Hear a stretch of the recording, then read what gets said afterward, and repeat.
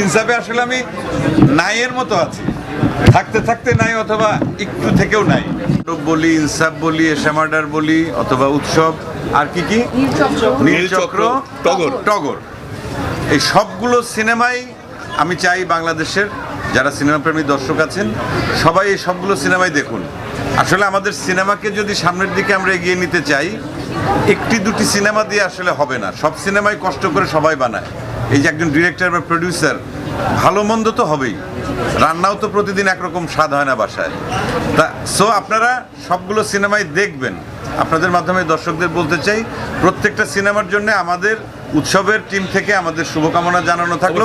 বিশেষ করে তাণ্ডবের একজন অভিনেত্রী এখানে আছেন, শাকিব খানের জন্য অবশ্যই শুভকামনা, সেই সঙ্গে যারা যারা অন্য ছবিগুলো করেছেন সবার জন্য আমাদের শুভকামনা। এবং জয়া দুটো ছবিতেই আছে, তাণ্ডবেও আছে আবার উৎসবেও আছে।